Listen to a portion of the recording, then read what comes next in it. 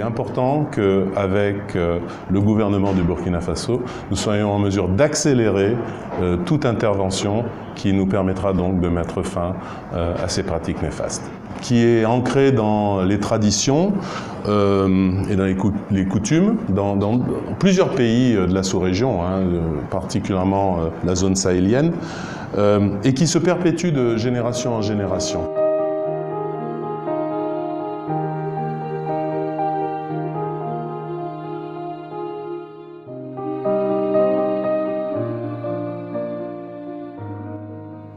L'excision est une norme sociale. Et cette norme sociale impose aux membres des différentes communautés qui la pratiquent toujours de la respecter en tant que pratique. Donc, c'est une cause fondamentalement liée aux traditions, aux us et coutumes.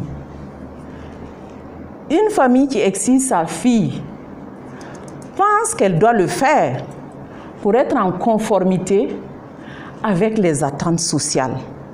Lesquelles attentes sociales ont prévu justement un certain nombre de règles, de normes pour régir le fonctionnement social. Au-delà de cet aspect de normes sociales, nous avons les croyances. Les croyances religieuses. Il y a des familles qui pensent que exciser une fille a un lien intimement avec leur religion. Il y a d'autres croyances, et mythes notamment, qui font penser que exciser une femme, exciser une fille, c'est favoriser une bonne fécondité et c'est aussi lui permettre d'être plus hygiénique, etc. Il y a un élément important, parce que ce sont des causes structurelles que je suis en train de dérouler, notamment le souci de maintenir cette identité et de maintenir cette tradition culturelle. C'est un problème qui est complexe, donc ça demande beaucoup de patience, beaucoup de pédagogie, beaucoup de sensibilisation pour des efforts qui peuvent paraître minimes dans le temps. Mais il y a une réelle avancée qui se profile. Une autre difficulté, c'est la baisse de l'âge de l'excision, hein, on peut observer maintenant des enfants de 0 à 5 ans qui se font exciser.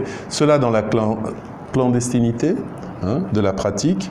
Et puis, il y a aussi la problématique transfrontalière, où la pratique est faite en dehors du pays. Je pense que toute intervention de promotion de l'abandon des MGF doit se faire dans un contexte de concertation et de manière inclusive. Tous les acteurs du domaine doivent être associés pour une synergie d'action. Nous pensons également que nous devons travailler à faire en sorte que les communautés soient vraiment la cible privilégiée des interventions pour mettre fin au MGF, parce que comme je l'ai dit tantôt, ce sont des normes, des traditions qui perdurent parce que ces communautés y croient et pensent qu'elles ont l'obligation de continuer la pratique pour protéger l'identité culturelle et aussi pour se conformer aux attentes sociales. Donc nous devons travailler avec ces communautés en éduquant, en sensibilisant, en faisant beaucoup de plaidoyer à l'adresse surtout des leaders qui ont le pouvoir de faire changer les choses, que nous considérons par exemple comme des agents de changement. Donc le focus doit être mis sur les communautés.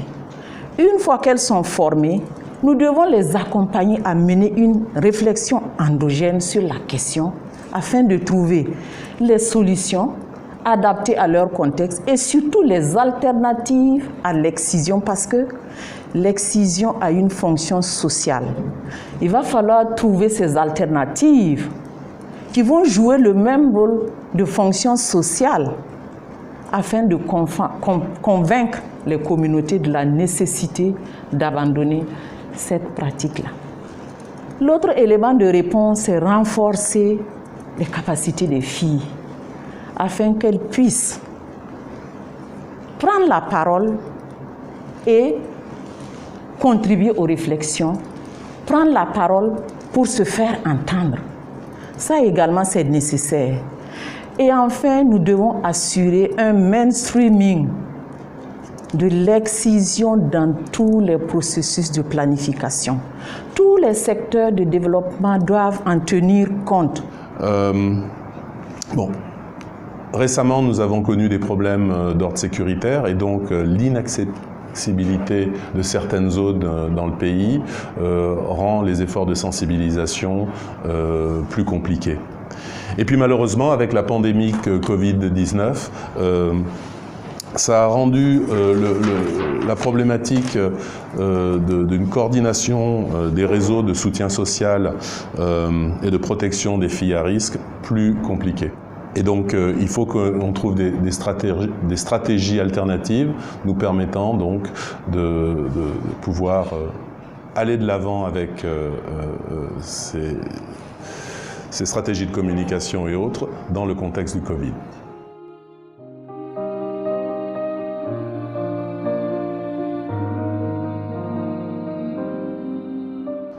On peut noter aussi une baisse de la prévalence liée à l'excision sur les enfants âgés de 0 à 14 ans qui passent de 13% en 2010 à 11% en 2015. Il y a une étude qui est en cours, l'EDS 2020, qui pourra nous donner aussi des chiffres plus récents.